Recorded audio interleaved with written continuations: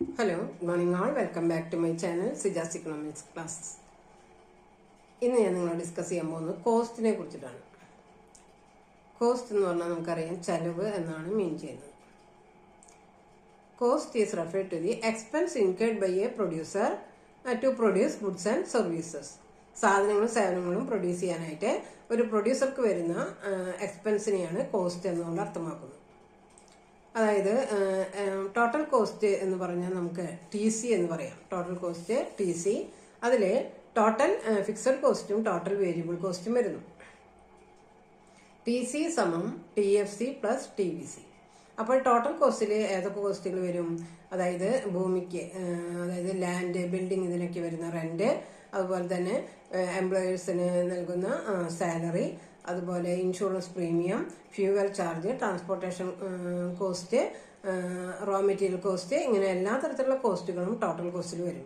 അതേസമയം total fixed cost എന്ന് പറഞ്ഞു കഴിഞ്ഞാൽ ഫിക്സഡ് ആയിട്ടുള്ള കോസ്റ്റില് എന്നും ഫിക്സഡ് ആയിട്ടുള്ള കോസ്റ്റുകൾ മാത്രമേ വരുന്നുള്ളൂ.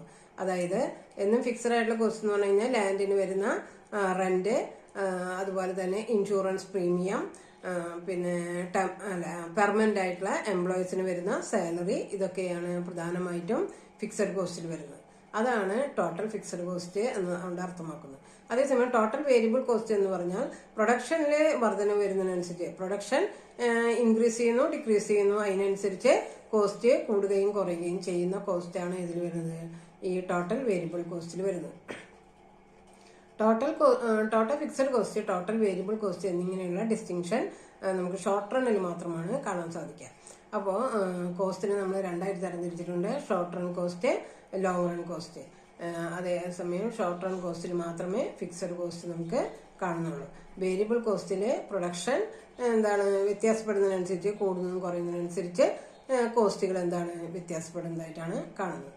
അങ്ങനെ വ്യത്യാസപ്പെടുന്നത് ചിലവ്. ടോട്ടൽ വേരിയബിൾ കോസ്റ്റിന് എക്സാമ്പിൾ പറയുന്നത് ഫ്യൂവൽ കോസ്റ്റ്, അതുപോലെ തന്നെ റോ മെറ്റീരിയൽ കോസ്റ്റ്, പിന്നെ ഇലക്ട്രിസിറ്റി, അതിന് വരുന്ന കോസ്റ്റുകളൊക്കെയാണ്. അതിൽ പ്രൊഡക്ഷൻ കൂടുന്നതിനനുസരിച്ച് ടെമ്പററി ആയിട്ടുള്ള എംപ്ലോയീസിനെ വെക്കേണ്ടി വരുമ്പോൾ അവർക്ക് നൽകുന്ന വേജും കൂടി ഉൾപ്പെടുന്നു.